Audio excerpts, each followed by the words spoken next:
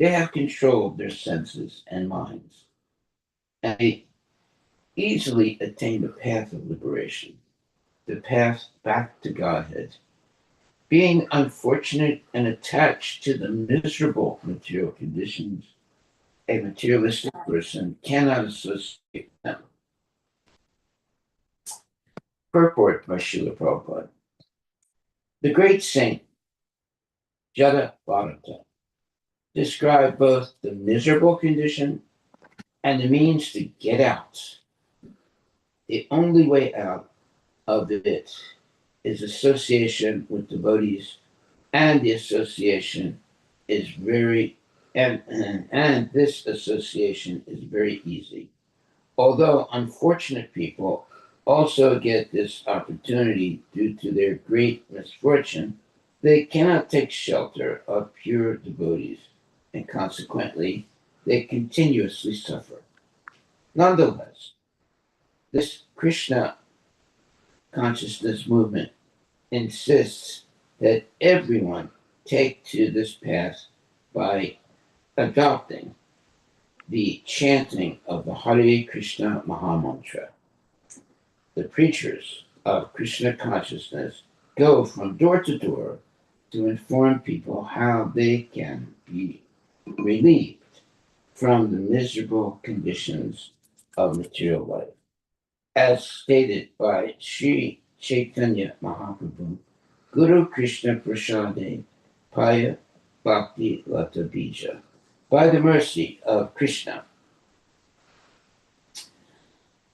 and Guru, one can get the seed of devotional service. If one is little intelligence, he can cultivate Krishna consciousness and be free from the miserable conditions of material life. Text number 40. There were many great saintly kings who were very expert in performing sacrificial rituals and very competent in conquering other kingdoms. Yet, despite their power, they could not attain the loving service of the Supreme Personality of Godhead. This is because these great kings of the Supreme Personality of Godhead, no, I'm sorry. This is because those great kings could not even conquer the false consciousness of I am this body, and this is my property. Thus, they simply created enmity with rival kings, fought with them, and died without having discharged life's real mission. That's a great tragedy. Purport by Srila Prabhupada.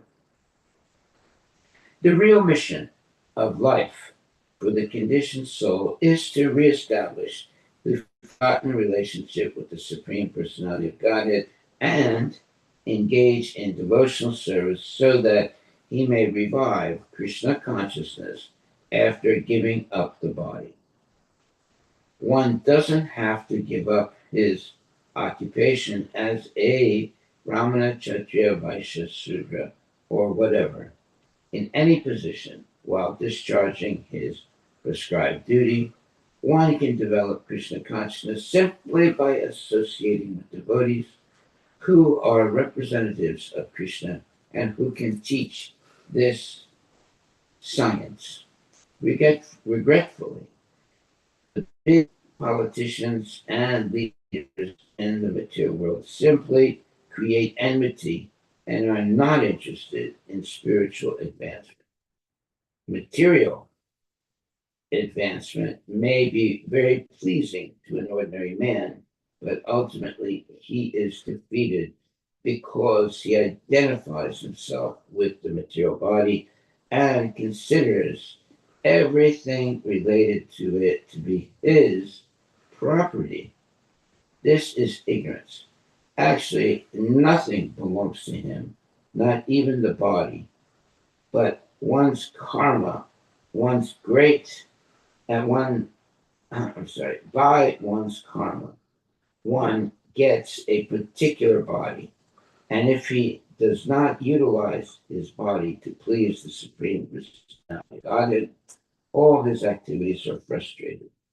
The real purpose of life is stated in Srimad Bhagavatam 1.2.13. Atak pumbir dvijashesta varnasrama vibhagasaha svanasthita siddharmasya samsadir haritoshanam. It really doesn't matter what activity a man engages in. If he can simply satisfy the Supreme Lord, his life is successful. Text 41. When the conditioned soul accepts the shelter of the creeper of fruitive activity, he may be elevated by his pious activities to higher planetary systems and thus gain liberation from hellish conditions. But unfortunately, he cannot remain there. After reaping the results of his pious activities, he has to return to the lower planetary system.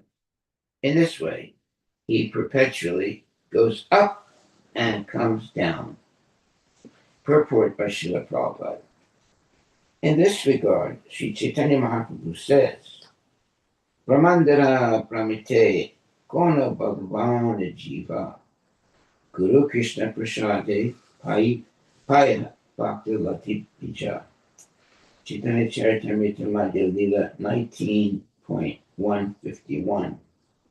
Even if one wanders for many millions of years, from the time of creation until the time of creation, one cannot get free from the path of material existence unless one receives shelter at the lotus feet of a pure devotee. As a monkey takes shelter of the branch of a banyan tree and thinks he is enjoying the conditioned soul, not knowing the real interest of his life, takes shelter of the path of karma kanda, fruitive activities. Sometimes he is elevated to the heavenly planets by such activities, and sometimes he again descends to earth. This is described by Sri Chaitanya Mahaprabhu as Brahmanda Brahmite. However, if by Krishna's grace one is fortunate enough to come under the shelter of the Guru, by the mercy of Krishna he receives lessons on how to execute devotional service to the Supreme Lord. In this way, he receives a clue of how to get out of his continuous struggle up and down within the material world. Therefore, the Vedic injunction is that one should approach a spiritual master. The Vedas declare tat vigyanatam sagurum evavigachet. Mukunda Upanishad 1.2.12.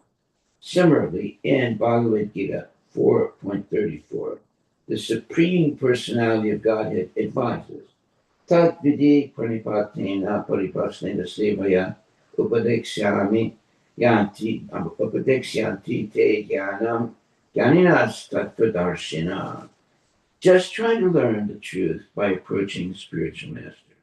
Inquire from him submissively and render service unto him.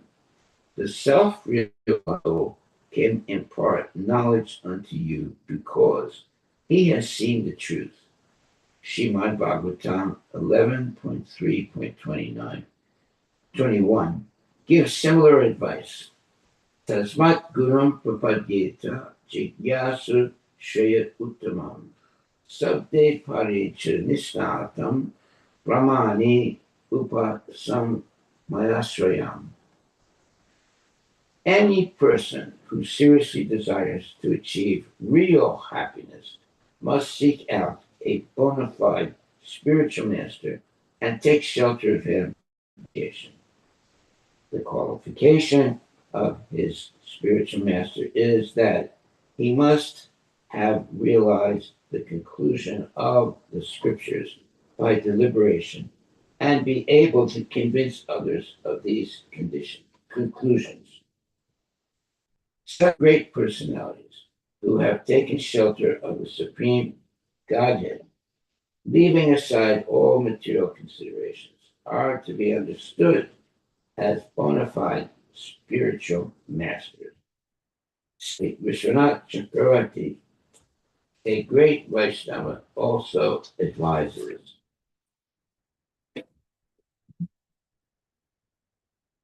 Yasya Prasad Bhagavat Prasada. By the mercy of the spiritual master, one receives the mercy of Krishna. This is the same advice given by Sri Chaitanya Maharaj. Guru Krishna Prasade Paye Bhakti Lata Bija. This is essential. One must come to Krishna consciousness, and therefore one must take shelter of a pure devotee. Thus, one can become free from the clutches of matter. Text 42.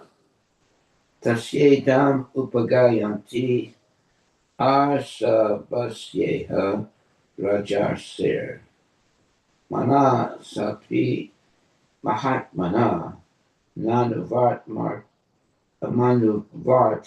marhati ripo mak shikes masikeva garut mata.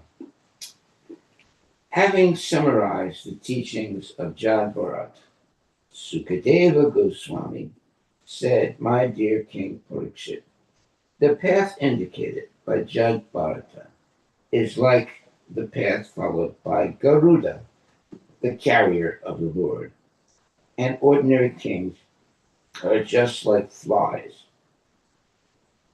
Flies cannot follow the path of Garuda, and to date, none of the great kings and victorious leaders could follow the path of devotional service, not even mentally." Wow, that means you're in a very bad position. As Krishna says in Bhagavad Gita 7.3, Manusyanam sahasresu kashchit jatati siddhaye jatatam api siddhanam kashchit mam vetitatpata. Out of many thousands among men, one may endeavor for perfection, and of those who have achieved perfection, hardly one knows me in truth.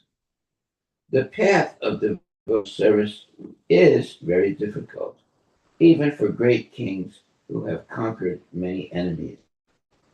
Although kings were victorious on the battlefield, they could not conquer the bodily conception. There are many big leaders, yogis, swamis, and so-called incarnations who are very much addicted to mental speculation and who advertise themselves as perfect personalities, but they are not ultimately successful. The path of devotional service is undoubtedly very difficult to follow, but it becomes very easy if the candidate actually wants to follow the path of the Mahajana. In this age, there is the path of Sri Chaitanya Mahaprabhu, who appeared to deliver all fallen souls.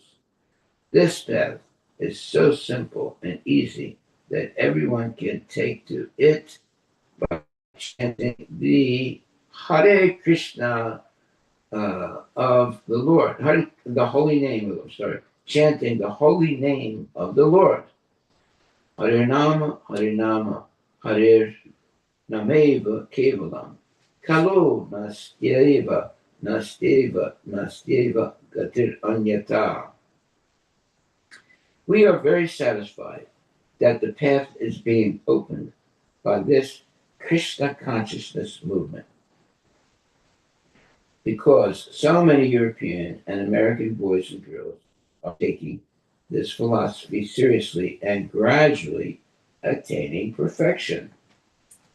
Text 43. Yo dusa yajan dara sutan shuhit Rajyam Pridi Sparsa Jaho Yo Vaiva Malavad Uttama Lala Saha. This is text 43. While in the prime of life, the great Maharaj Bharata gave up everything because he was afraid. Uh, because he was fond of serving the Supreme Personality of Godhead, Uttama Sloka.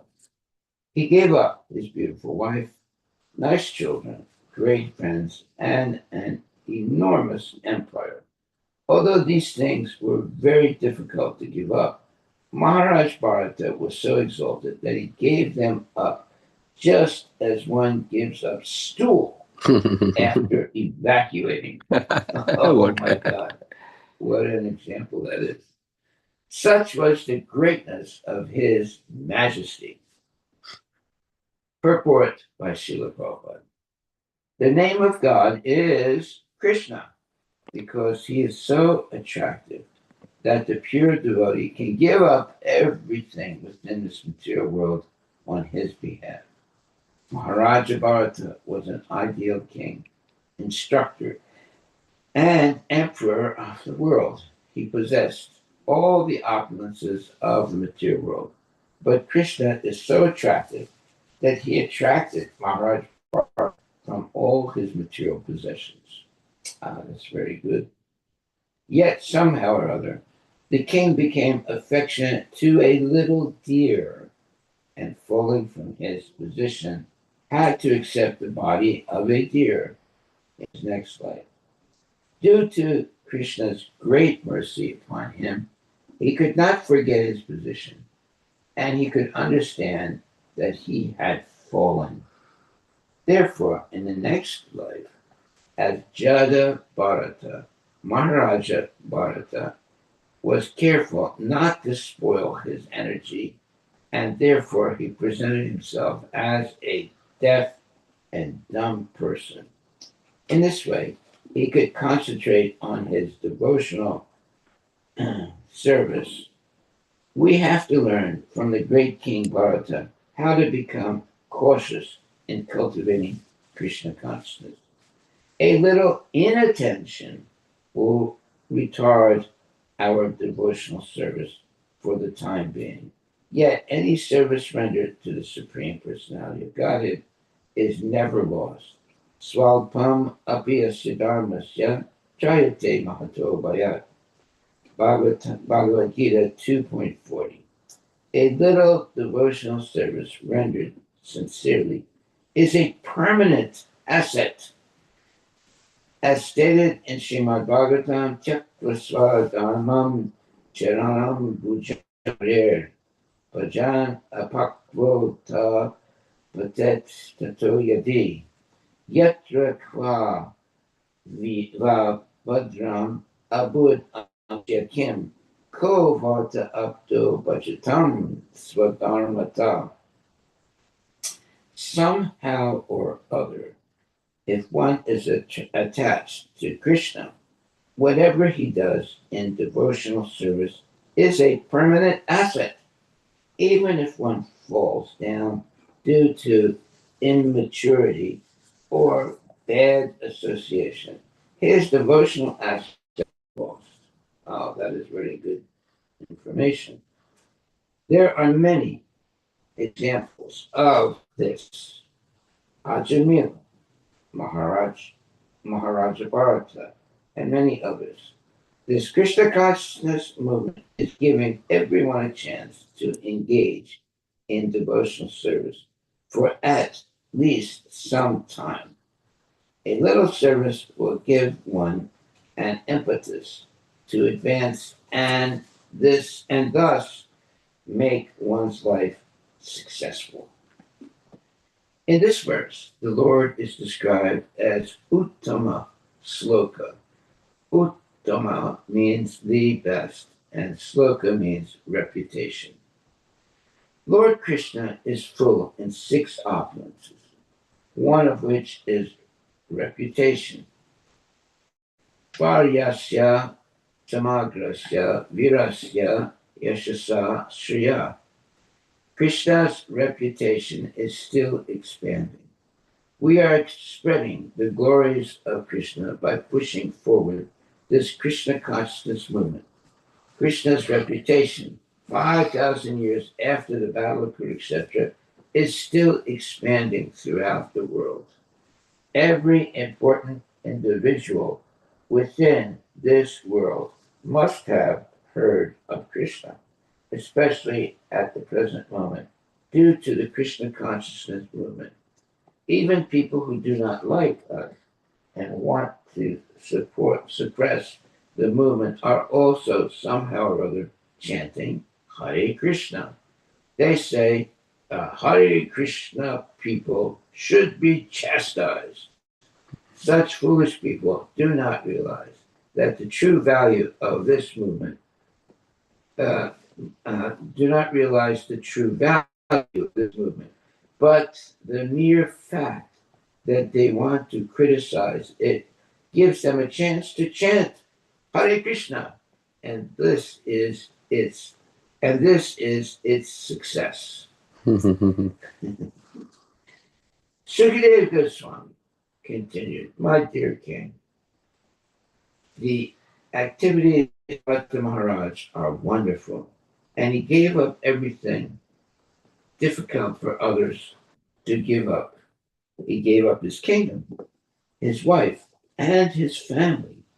His opulence was so great that even the demigods envied him, yet he gave it up. It was quite befitting a great personality like him to be a great devotee. He could renounce everything because he was so attracted to the beauty, opulence, and reputation, knowledge, strength, and renunciation of the Supreme Personality of Godhead, Krishna. Krishna is so attractive that one can give up all desirable things for his sake. Indeed, even liberation is considered insignificant for those whose minds are attracted to the loving service of the Lord. Purport. This verse confirms Krishna's all attractiveness. Maharaja Bharata was so attracted to Krishna that he gave up all his material possessions. Generally, materialistic people are attracted by such possessions. Ato griha chitra sutapta vitar janasya mohayam aham mameti. Bhagavatam 5.5.8.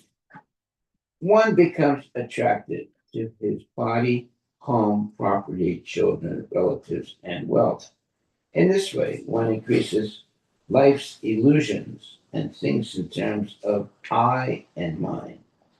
The attraction for material things is certainly due to illusion.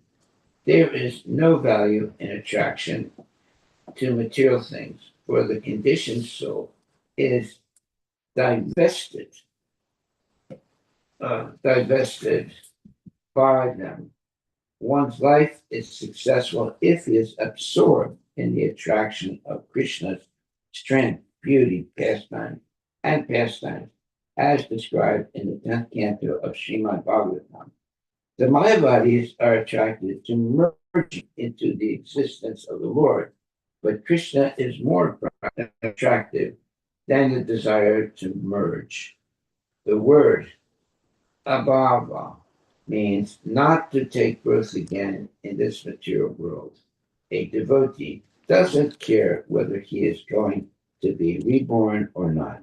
He is simply satisfied with the Lord's service in any condition. That is real mukti, meaning liberation. Iha yasya hariryasya karmana manasa chira. Nikila svapyavasta su chitasa uchyate.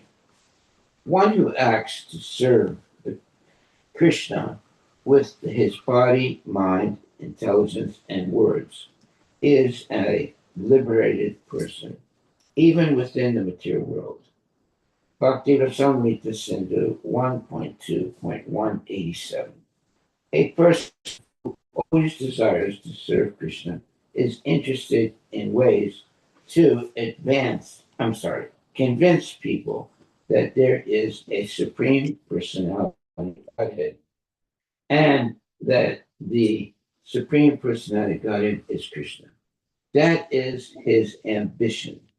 It doesn't matter whether he is in heaven or in hell. This is called Uttama Sloka Lalasa,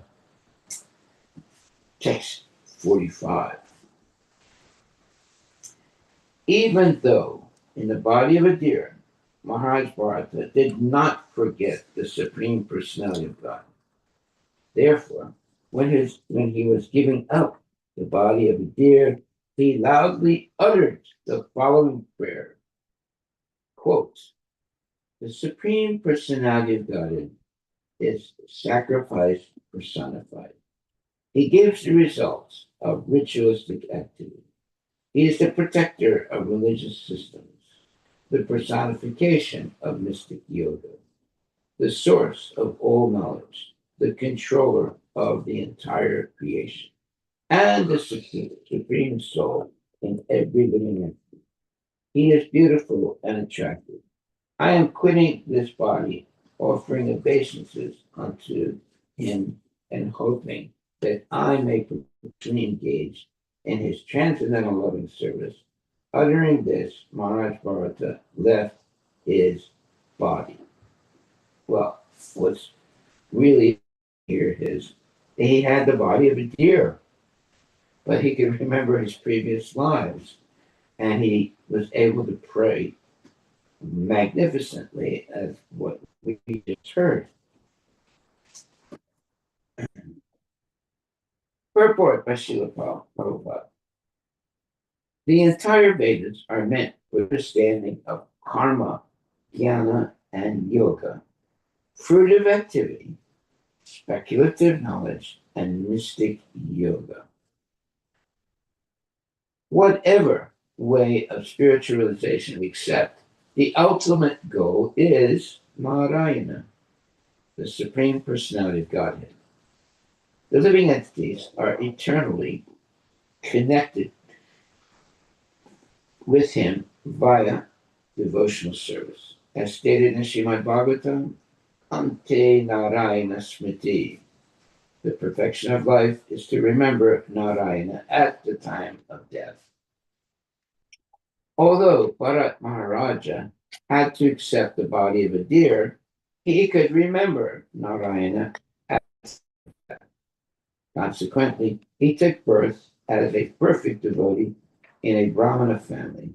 This confirms the statement of Bhagavad Gita 6.41. Satchinam Shimatam Gehe Yoga Prasro Vijayate. One who falls from the path of self-realization takes birth in a family of Brahmanas or wealthy aristocrats. Although Maharaj Bharata appeared in the royal family, he became neglectful and took birth as a deer. Because he was very cautious within his deer body, he took birth in a Brahmana family as Jada Bharata. During this lifetime, he remained perfectly Krishna conscious and preached the gospel of Krishna consciousness directly, beginning with his instructions to Maharaj Prabhupada.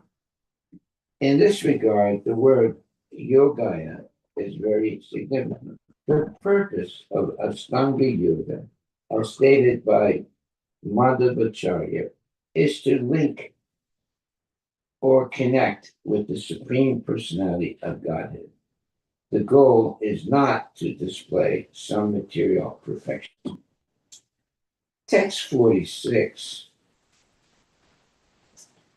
Devotees interested in hearing and chanting, Shravanam Kirtanam, regularly discuss the pure character of Bharat Maharaja and praise his activity. If one submissively hears and chants about the all auspicious Maharaj Bharata. One's lifespan and material opulences certainly increase. One can become very famous and easily attain promotion to the heavenly planet, or attain liberation by merging into the existence of the Lord. Whatever one desires can be attained simply by hearing, chanting, and glorifying the activities of Maharaj Bharata. In this way, one can fulfill all his material and spiritual desires.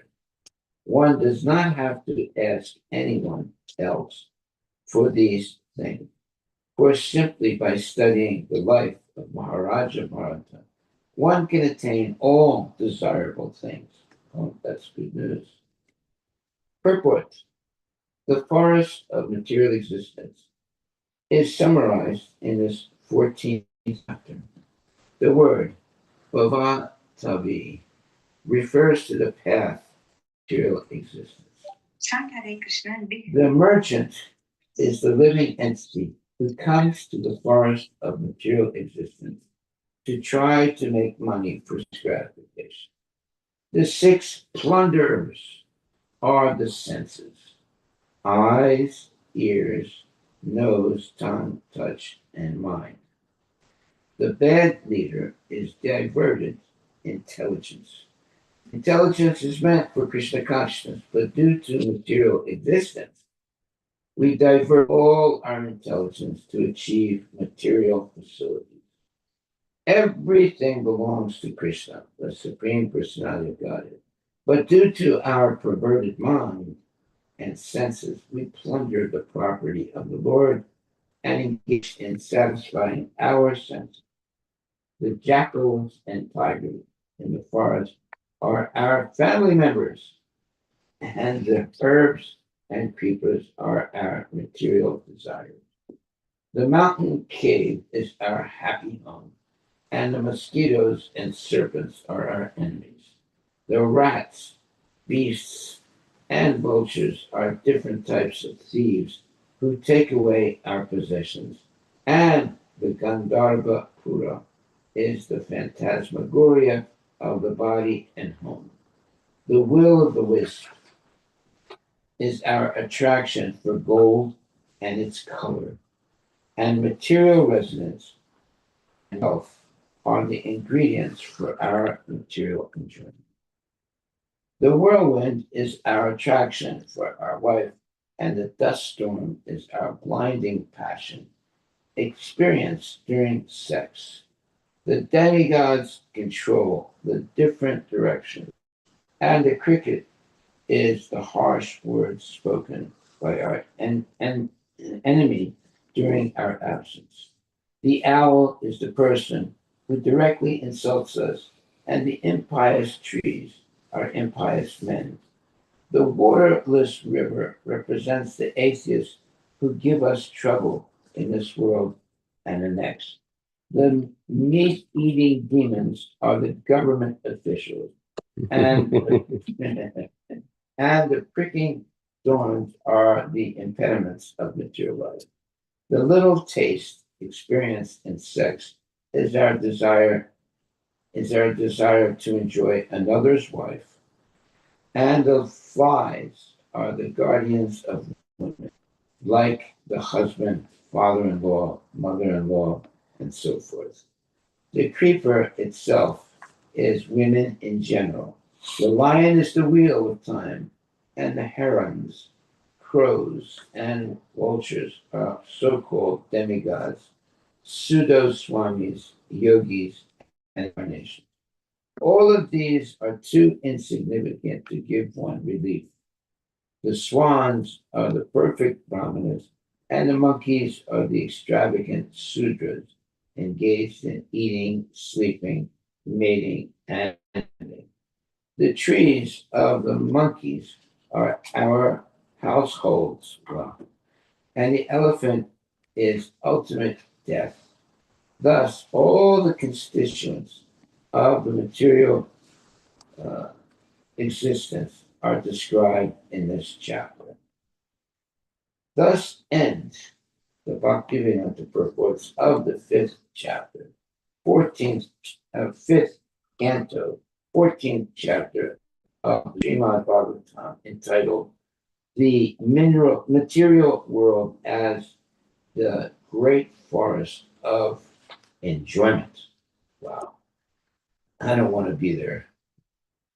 Somehow or other, we have to get out of this very enticing, nonsensical world and come back to God with Krishna consciousness as our real culture. Okay, are there any questions? Anyone like that?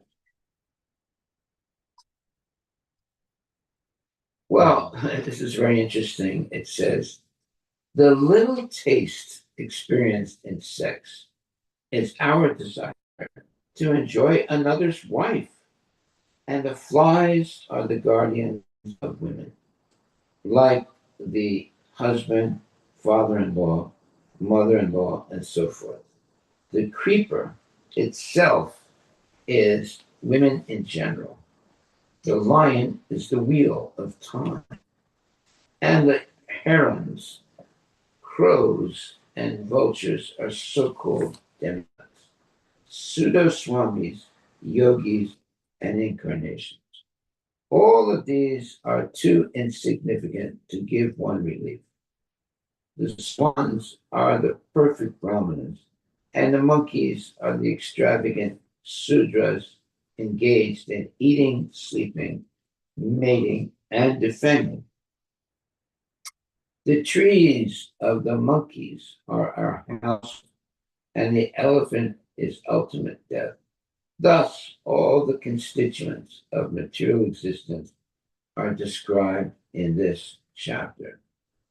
Thus end the Bhaktivedanta purports of the fifth canto, 14th chapter of the Srimad Bhagavatam, entitled The Material World as the Great Forest of Enjoyment. And in general, we are lost in this great forest. But now we're able to understand our predicament, and we are given the chance to free ourselves by hearing this and meditating on our predicament. And we are given also the process to get out of this predicament by chanting Hare Krishna, Krishna Krishna, Hare Hare, Hare Rama, Rama Rama, Hare Hare, and associating with chanting devotees, eating only prasadam, attending different programs like going to uh, the temple regularly and engaging in devotional service. Chapter 15. Are there any questions up to now? So the elephant is the death, the elephant in the room. Yeah. Who's the elephant? The elephant is the ultimate death. Uh-huh.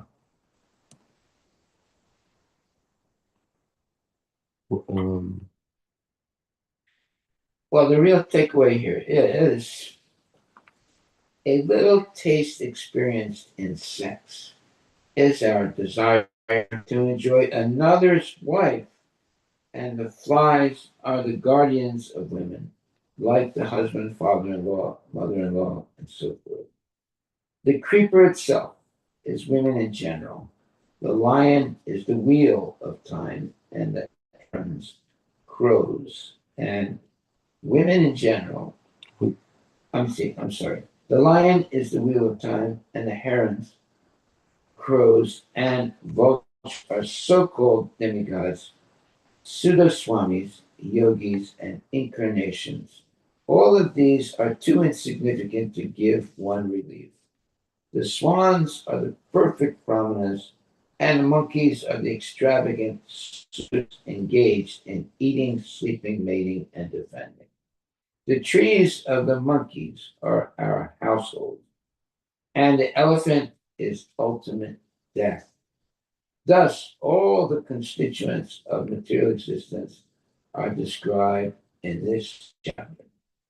So you're referring to the elephant, is that right? Yeah. I was just saying, this is The elephant is interesting. Yeah. ultimate death, yes. Thus, all the constituents of material existence are described in this chapter. Well, what is it? What is this chapter? It's all about material existence. So we have to be educated. We have to know what is spiritual existence, and we have to also understand what is material existence. Without that understanding of material existence, we can easily fall down from spiritual existence. Thus, in the the Bhakti Vedanta purports of the fifth canto, 14th chapter of the Srimad Bhagavatam, entitled "The Material World as the Great Forest of Enjoyment." Well, let's hope we can get out of that forest and go back to Godhead. Any questions, comments, or comments?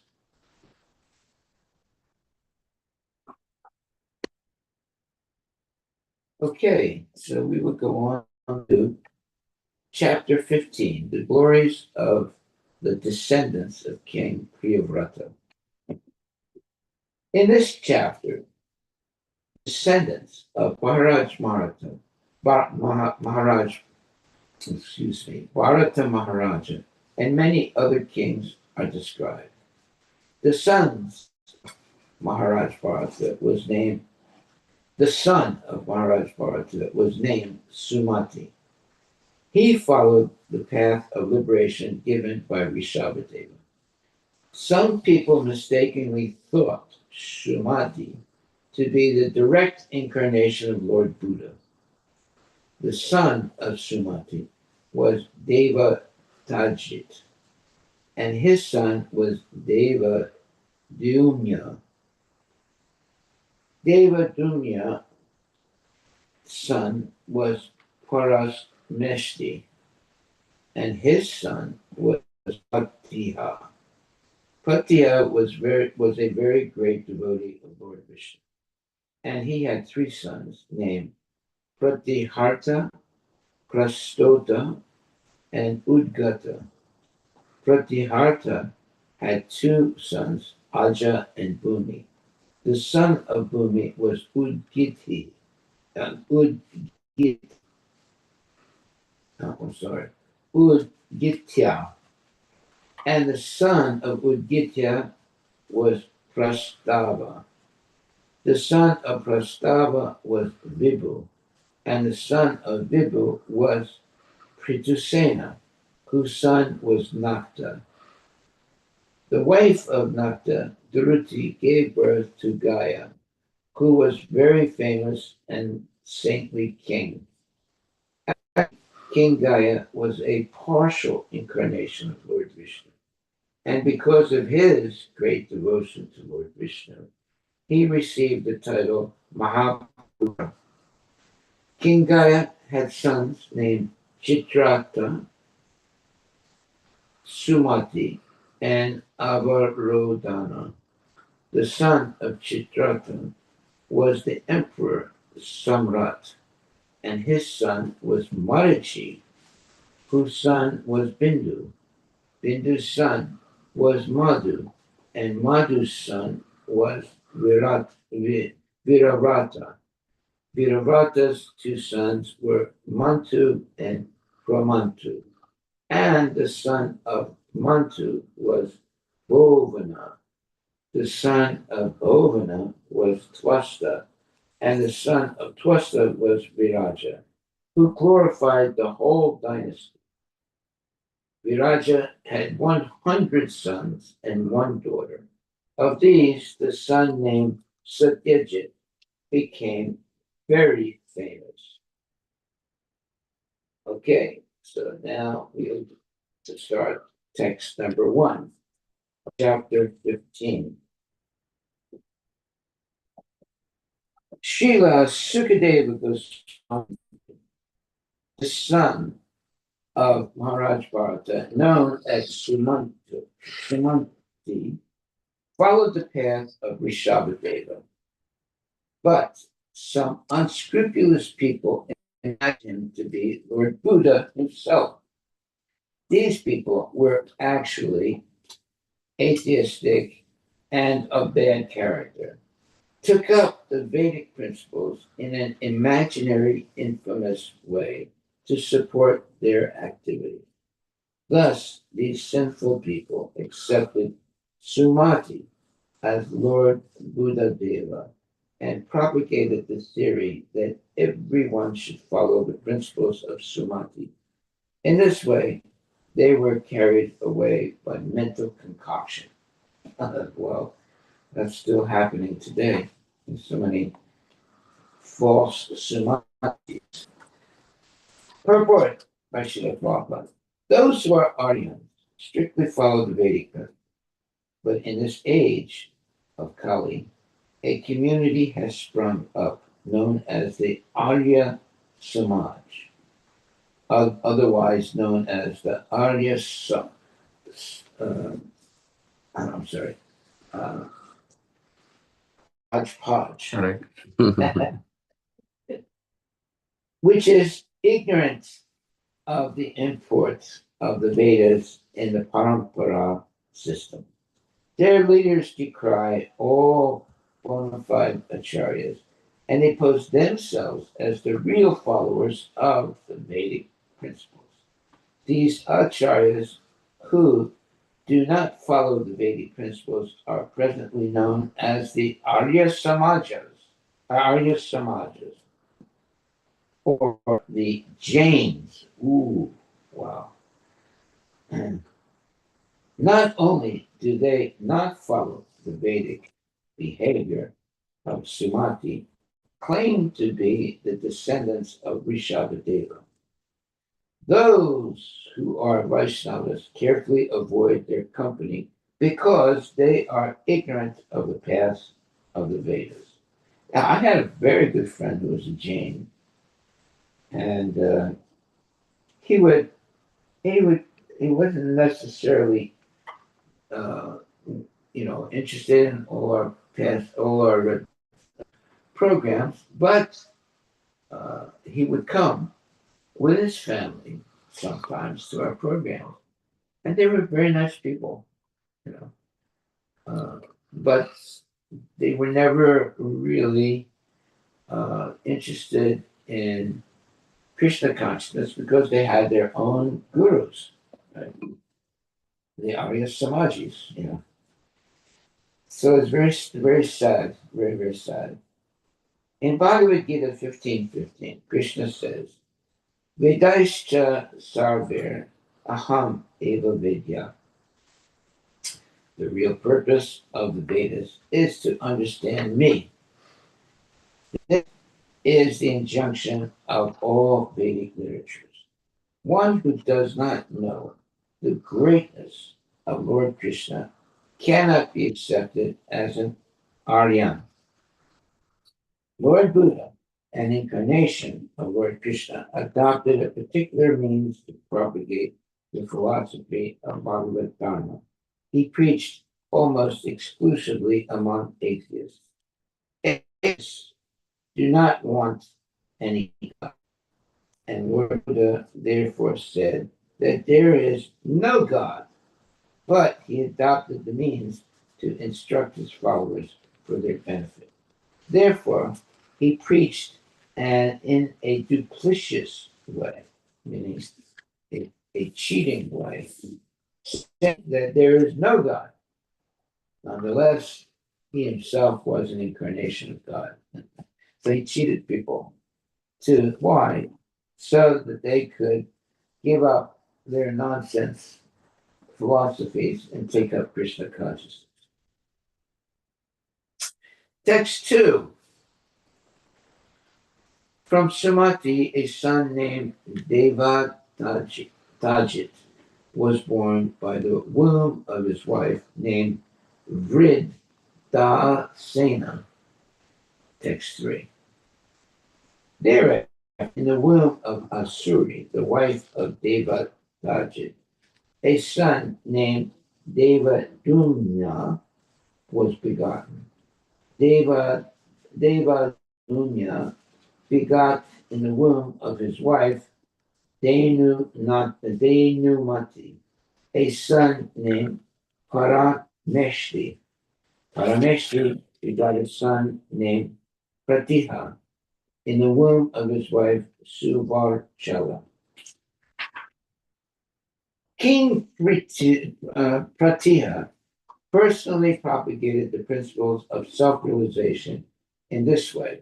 Not only was he purified, but he became a great devotee of the Supreme Person, Lord Vishnu, and directly realized himself. Purport.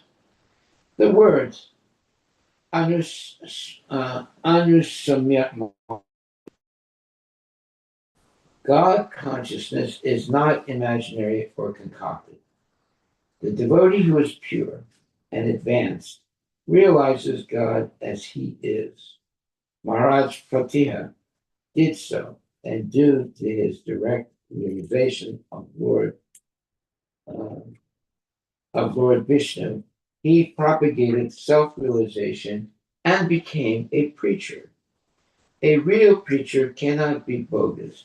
He must first of all realize Lord Vishnu as he is. As in Bhagavad Gita 4.34, Upadikshanti te jnanam jnaninas tattvadarshina. One who has seen the truth can impart knowledge. The word tattvadarshi means one who has perfectly realized the Supreme Person of Godhead. Such a person can become a guru and propound Vaishnava philosophy all over the world. The paragon of bona fide preachers and guru is King Pratiha. The paragon, I guess it means the perfect example of bona fide preachers and guru is King Pratiha. Text 5. In the womb of his wife Suvarchala, Pratiha begot three sons, named Pratiharta, Prastota, and Udgata. These three sons were very expert in performing Vedic rituals. Pratiharta begot two sons named Aja and Bhuma in the womb of his wife named Shruti.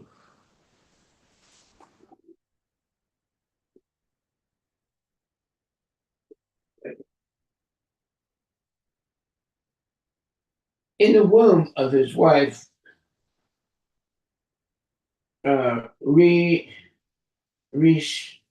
Rishkulya, King Bhuma begot a son named Udgita. From Udgita's wife, Devakulya, a son named Prastava was born. And Prastava begot a son named Vibhu. Through his wife, Niyusta, in the womb of his wife Rati, Vibhu begot a son named Pritusena. Pritusena begot a son named Nakta in the womb of his wife named Akuti. Nakta's wife was Duruti, and from her womb the great king Gaya was born. Gaya was very famous and pious. He was the best of saintly kings.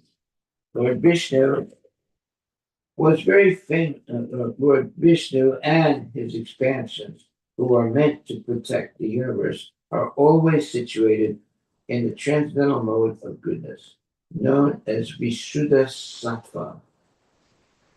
Being in direct expansion of Lord Vishnu, King Gaya was also situated in the Vishuddha Sattva. That means transcendental goodness.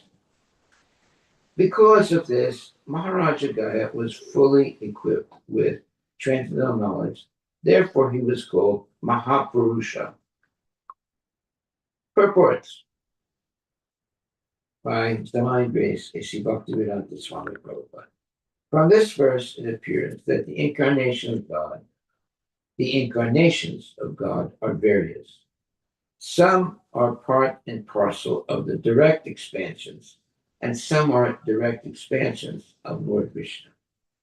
A direct incarnation of the Supreme Personality of Godhead is called Amsa or Swamsa, whereas an incarnation from Amsa is called Kala. Among the Kalas, there are the Vibhinamsa Jivas, or living entities. These are counted among the Jiva Tattvas. Those who come directly from Lord Vishnu are called Vishnu Tattvas and are sometimes designated as Maharusha. Another name for Krishna is Mahapurush, and the devotee is sometimes called Mahapurushka.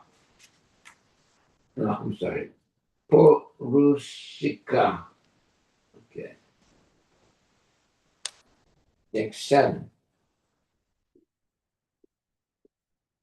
King Gaya gave full protection and security to the citizens so that their personal property would not be disturbed by undesirable elements. He also saw that there was sufficient food to feed all the citizens. This is called Hoshana. He would sometimes distribute gifts to the citizens to satisfy the citizens with sweet words. I'm sorry. Let's start again. He would sometimes distribute gifts to the citizens to satisfy the citizens with sweet words. This is called Upalalana. He would also give them good instructions on how to become first class citizens. This is called Anusasana. Such were the characteristics of King Gaya's royal order. Besides all this, King Gaya was a householder who strictly observed the rules and regulations of household life.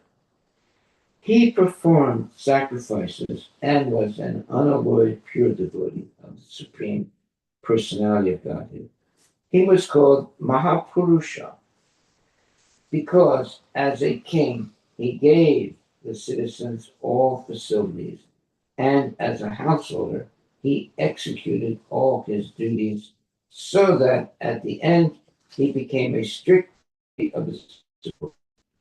As a devotee, he was always ready to give respect to other devotees and to engage in all these transcendental activities. King Gaya was always free from the bodily conception. He was full in Brahman realization, and consequently, he was always jubilant. He did not experience material lamentation. Although he was perfect in all respects, he was not proud, nor was he anxious to rule the kingdom. Purport by Srila Prabhupada.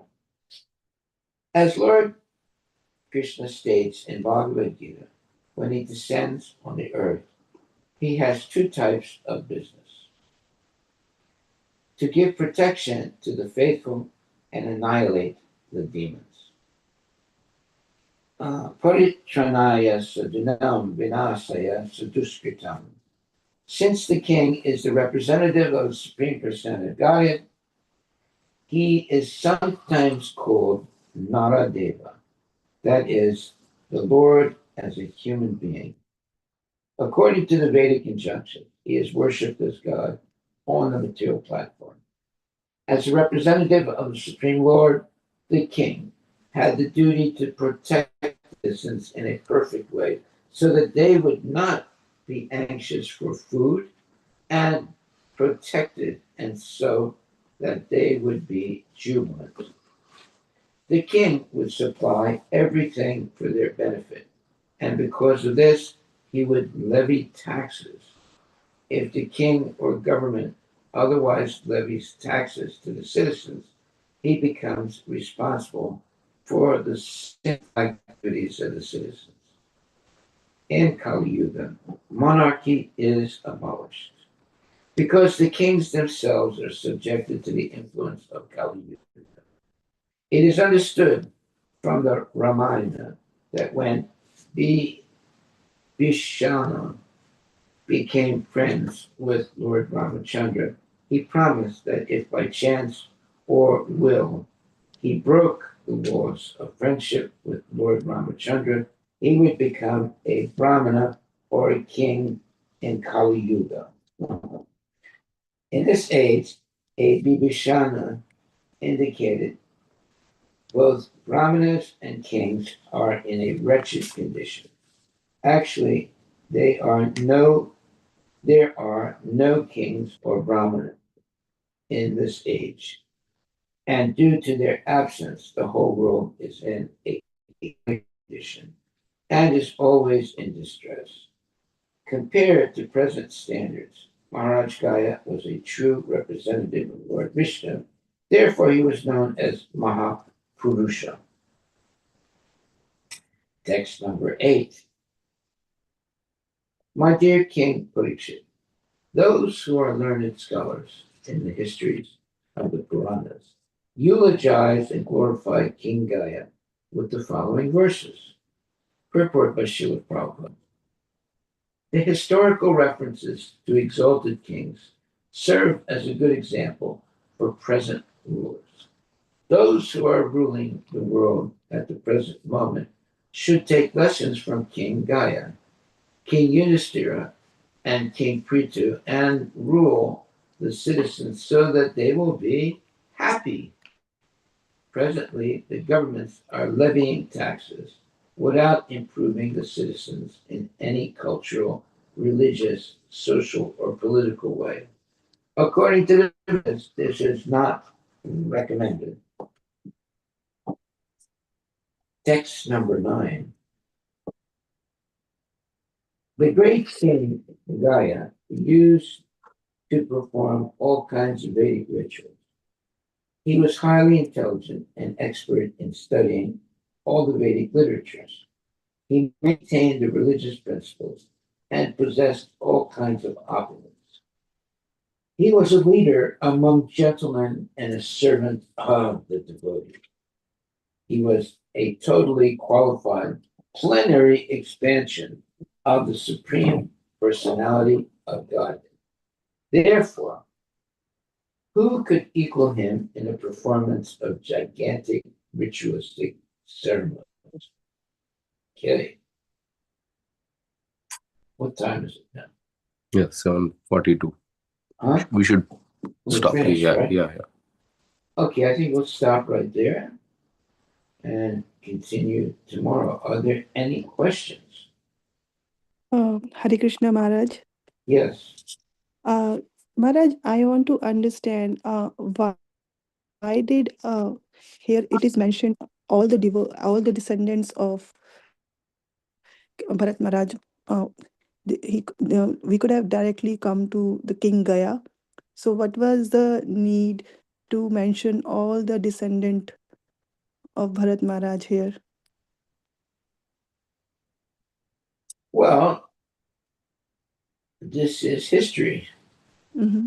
of the material world. So we should understand uh, the background of Krishna consciousness and the history that evolved into Krishna consciousness in the present time. There's a whole history. Mm-hmm. It's very good to know that history. If you don't know that history, you could be misled by so many uh, wannabes. You know what a wannabe is? A wannabe is someone who wants to be a bona fide incarnation of God. That's why it's called a wannabe. but we don't want to be misled by the wannabes. So Mhm. we have to have knowledge of the uh, not only traditions but all the personalities in the past who were genuine devotees. We should not think that, oh, this is a new uh, guru is teaching a new teaching. No, we have to follow the traditional uh, knowledge of, and there is a what's called uh, Brahma. Uh, uh, there's a traditional line of devotees, and that's what we're hearing. All the division, all the traditional uh, devotees in the past and their pastimes.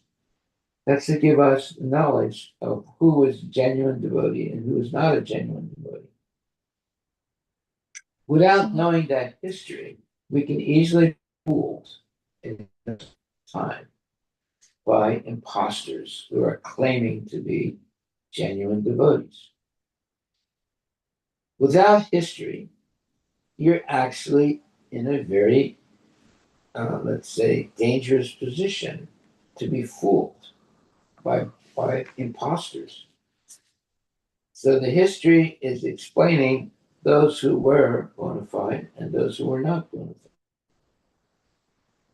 Without history, you can be subjected to speculation. Without, you can be overwhelmed by uh, false narratives and never become Krishna conscious. So we are learning who are the bona fide people in history and who are not the bona fide people. And there is a parampara, which is very important to know and to hear, so that we know how to recognize bona fide guru and how to reject the false gurus. Okay, I think we'll stop there today. Are there Maharaj, questions or comments? thank you, Maharaj. I have another question, if I may ask. Yes, Um, go in right ahead. fi- in 5.15.6, it is written that some are the part and parcel of direct expansions, and some are the direct expansion of Lord Vishnu. What is the difference between both of them, Maharaj? Part and parcel of direct expansion and direct expansion. Obviously, there's no difference. Uh, it's just like uh, um, there is a person who is on the path of Krishna consciousness and a person who has achieved perfect Krishna consciousness. Both are Krishna conscious. Mhm. Okay? Okay. Thank you, Maharaj. Hare Krishna, Maharaj. Thank you for the question. Hare Krishna. So either we're on the path of Krishna consciousness or we have achieved perfect Krishna consciousness. Both are bona fide. Okay, thank you very much, my dear devotees. Please, Hare Krishna, Hare Krishna, Krishna Krishna, Hare Hare, Hare Ram, Hare Ram, Ram Ram, Hare Hare. And be happy.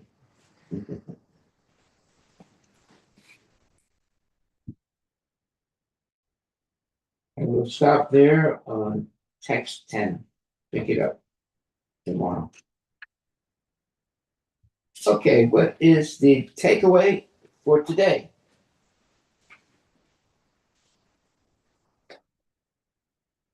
It is the following. The great King Gaia used to perform all kinds of Vedic rituals.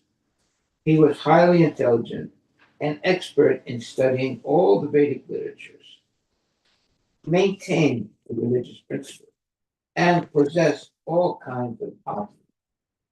He was a leader among gentlemen and a servant of the devotees. He was a totally qualified plenary expansion of the Supreme Personality of Godhead. Therefore, who could equal him in the performance of gigantic ritualistic ceremonies? Well, that's an explanation of King Gaia. He was able to perform all kinds of Vedic rituals. And he was highly intelligent and expert in studying all the Vedic literatures. And he maintained religious principles and possessed all kinds of opulence. And he was the leader among gentlemen and a servant of the devotees. He was totally qualified, plenary expansion of the Supreme Personality of Godhead. Therefore, who could equal him in the performance of gigantic ritualistic ceremonies? So this is giving us a explanation of who is a bona fide devotee, capable of helping many, many people become Krishna conscious. He could perform gigantic ritualistic ceremonies. Well, yeah, I think like the major ceremonies that we have, or programs that we have, where there are thousands of people coming, that is a something like what's being talked about here. So to be able to organize such programs is exceptional. So it was the special prerogative of King Gaia. He used to perform all kinds of Vedic rituals. He was highly intelligent and expert in studying all the Vedic literatures. He maintained the religious principles and possessed all kinds of opulence. He was a leader among gentlemen and a servant of the devotees. He was a totally qualified plenary expansion of the Supreme Personality of Godhead. Therefore, who could equal him in the performance of gigantic ritualistic ceremonies? So we also have our, let's say, gigantic performance of gigantic ritualistic ceremonies. Not on the level of King Gaia, but they are somewhat what you would call big programs. And many, many people come and they get a chance to see and hear about Krishna consciousness. That is the real way to spread this movement, to have many programs that engage in Krishna conscious activities. The more, the merrier. And people get a taste that way of Krishna consciousness by coming to these programs. Like many people, I remember the first time Namavrata and his wife came to the retreats, Mm-hmm. in the So like Silk Lake. And from that point on, they started coming all the time. Yeah. They really were happy in that Silk Lake program. That's why we have these programs. Give people a taste of what it means to be happy in Krishna consciousness. Haribo. Okay, all glories to Srila Prabhupada. Hare Krishna, Hare Krishna, Krishna Krishna, Hare Hare.